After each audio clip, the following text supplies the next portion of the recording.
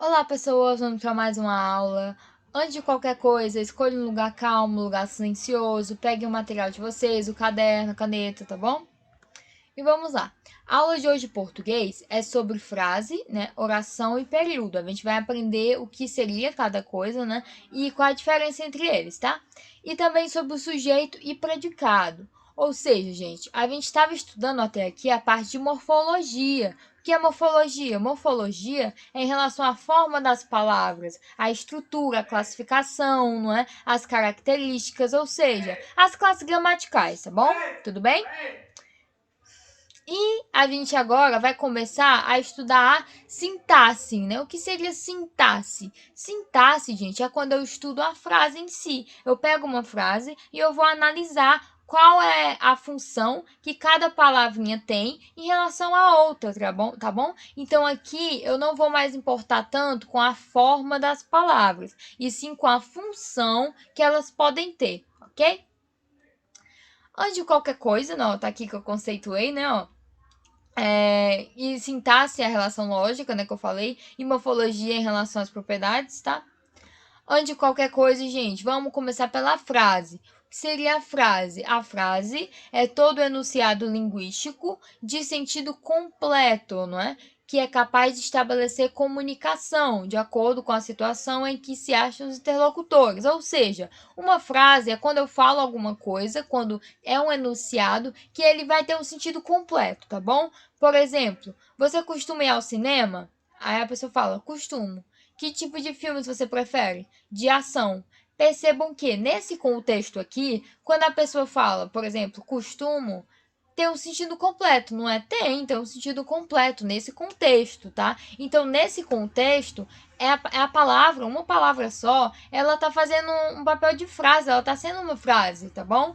E do mesmo jeito, quando eu falo de ação, esse de ação, nesse contexto, faz sentido. Então, as quatro sentenças aqui são frases, tá bom? Todas elas, ok? E a gente tem aqui os tipos de frase. Como assim, tipos de frase? Podemos dividi-las em declarativas, né? Quando a gente só declara alguma coisa. Interrogativas, quando a gente está fazendo uma pergunta. Imperativas, né? Quando a gente está dando uma ordem, fazendo um pedido, um conselho, né?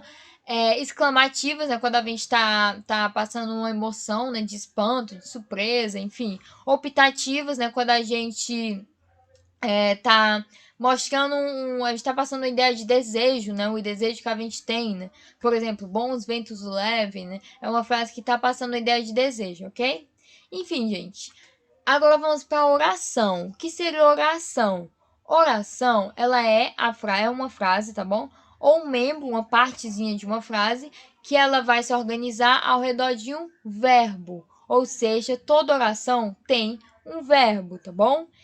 E ela pode ou não ter o sentido completo, tá? Vai depender aí do contexto. Então, por exemplo, quando chove muito, as enchentes causam transtornos. Perceba que quando eu falo assim, por exemplo, quando chove muito, tem sentido completo? Não tem sentido completo, não é? Mas quando eu falo quando chove muito, as enchentes causam transtornos. Aí tem sentido completo, não é? Quando eu falo enchentes costumam causar transtornos. Aqui também tem o sentido completo. E aqui tem dois verbos, não é? O costumam e o causar. E embaixo tem choveu muito ontem. Choveu é só um verbo, tá? E tem sentido completo. Então, cada vez que tiver um verbo, eu vou dizer que tem uma oração, tá bom? Tudo bem? E vamos para o período. Período é a frase constituída por uma ou mais orações. Agora que a gente viu que é uma frase, que é uma oração, né, fica mais fácil entender o período, tá? E ele pode ser simples, quando ele for formado só por uma oração, ou ele pode ser composto, né, quando ele for formado por mais de uma oração. Então, por exemplo, liga para mim mais tarde. Quando eu falo isso, eu percebo que tem só uma oração, não é? Por quê? Porque só tem um verbo, eu consigo identificar o verbo ali.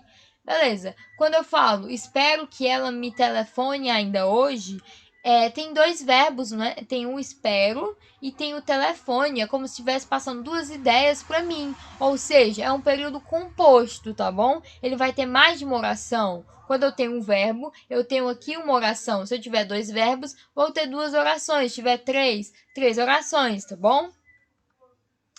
E termos essenciais. Agora que a gente já conceituou o básico, né? Saber o que é frase, o que é oração, o que é um período, a gente vai conhecer os termos essenciais da oração, ou seja, são aquela coisa que é mais básica para a oração, tá bom?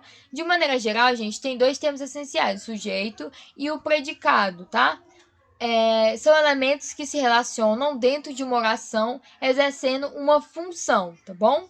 E podem ser representados por uma única palavra ou por um conjunto de palavras. Dois termos básicos, né? Sujeito e o predicado. O sujeito, ele é o elemento a respeito do qual se informa algo, né? E pode ser substituído por um pronome pessoal, muito importante, tá? E o predicado é uma informação propriamente dita, né? Que eu tô falando. Então, por exemplo, se eu falar assim, o estudante escreveu em seu caderno. Quando eu falo o estudante, eu tô falando, eu tô dizendo alguma coisa sobre esse estudante, certo? Quando eu falo escreveu nesse caderno, escreveu muito no caderno, por exemplo, é uma coisa que eu tô dizendo. Agora, quando eu falo o estudante, eu tô falando quem fez aquilo, não é?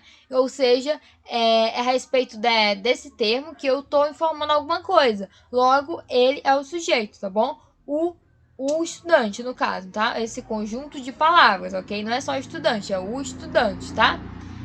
E aqui eu tenho, seus cachorros latiram para meu gato.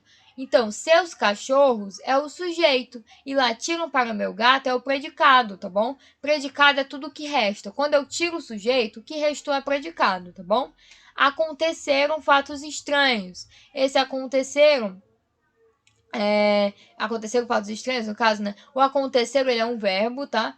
Mas percebam que ele tá dentro do predicado, gente. Ele não é sujeito. Né? Talvez você pensa, mas ele tá vindo antes, então devia ser sujeito. Não, gente, cuidado. Percebam que você falar assim, fatos estranhos aconteceram, percebam que fatos estranhos é do que eu tô falando, não é? Então, fatos estranhos é o sujeito, tá bom? E esse aconteceram é o que restou, ou seja, é o predicado, cuidado, tá? Só tá na forma inversa, tá bom? Só invertir, ok? E aqui eu tenho o sujeito. Vamos estudar um pouquinho mais, né? O sujeito, gente, ele sempre vai concordar com o verbo, tá bom? Então, por exemplo, se o sujeito tá no masculino plural, esse verbo também tem que estar no plural, por exemplo, tá? Enfim, o núcleo do sujeito. O que seria o núcleo do sujeito? Núcleo do sujeito vai ser a palavra que vai ser a base do significado, né? Ou seja, vai ser aquilo que é mais importante. Se eu falar, por exemplo, aqueles vizinhos simpáticos viajaram. O que é mais importante? Vamos delimitar o sujeito? O sujeito é quem? Aqueles vizinhos simpáticos. Mas o que é mais importante aqui? É vizinhos, não é? Vizinhos. Se é mais importante, vai ser o núcleo do sujeito, tá bom? E, com base em tudo isso, né, a gente pode classificar o sujeito também, tá bom? Por exemplo, sujeito simples é aquele sujeito que só vai ter um núcleo, ok? Isso é uma coisa importante. Sujeito composto. Sujeito composto, ele vai ter mais de um núcleo, ok?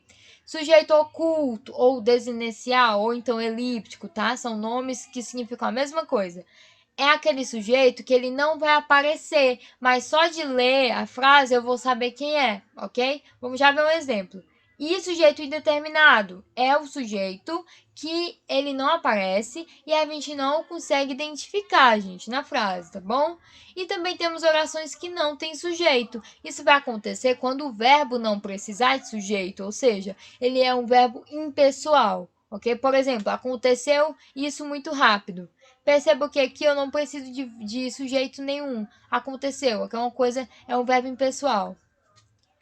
Palavra se. Essa aqui é uma observação que é importante. Gente, dependendo da situação, esse se ele pode ser um índice de indeterminação do sujeito, ou seja, quando ele aparecer, pode ser que o sujeito seja indeterminado ou pode ser que ele só esteja ali para acompanhar um transitivo direto, né? Um verbo que precisa de complemento e esse complemento ele não tem preposição, no caso, tá bom? Só que ele vai estar flexionado na terceira pessoa. Vamos entender? Por exemplo, eu falar assim, vive-se bem aqui.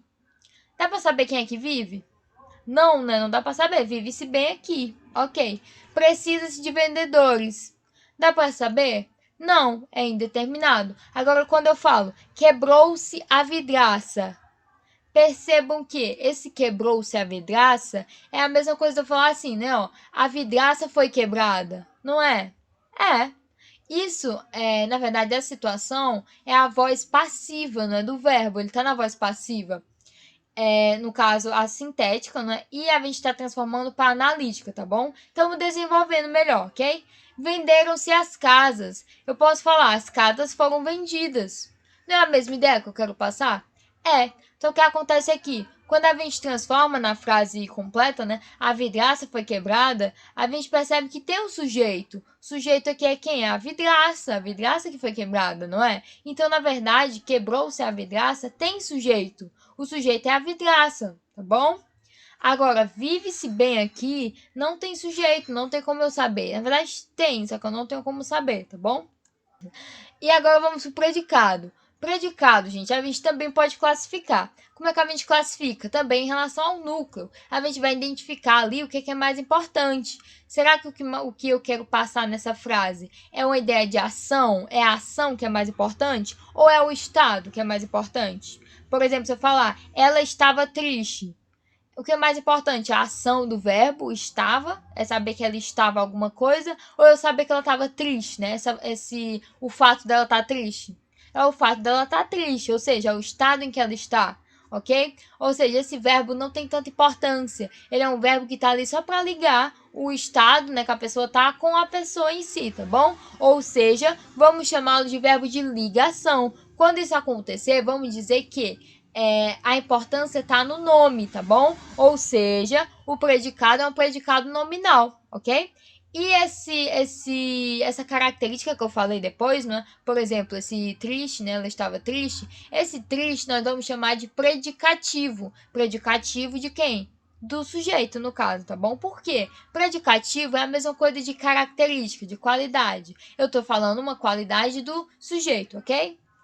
Enfim, a gente tem no predicado verbal a importância no verbo, ou seja, o verbo é meu núcleo.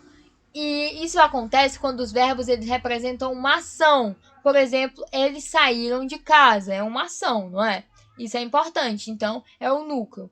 E eu também tenho uma situação peculiar, né? Que é quando tem dois núcleos. Tanto é importante eu saber a ação realizada, como é importante eu saber o estado, né, em que o sujeito ou objeto, enfim, ele estava.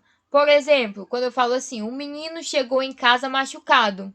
É importante eu saber que ele chegou, né, que seria a ação, mas também é importante eu saber que ele estava machucado, né, que é o estado em que ele se encontrava. Ou seja, nessa situação eu tenho o verbo de ação, mas eu tenho também um predicativo, tá bom? Pode ser do objeto ou pode ser do sujeito, tá? Enfim, é só para você saber, é só prestar atenção em que ele está falando uma característica. Ele está falando em relação ao sujeito ou ao objeto. Por exemplo, chegou em casa machucado, né? Ele está falando em relação ao sujeito, por exemplo, né? É uma característica do sujeito, mas não necessariamente tem que ser do sujeito, às vezes pode ser do objeto, ok? Vamos para o exercício agora para a gente classificar os sujeitos, tá?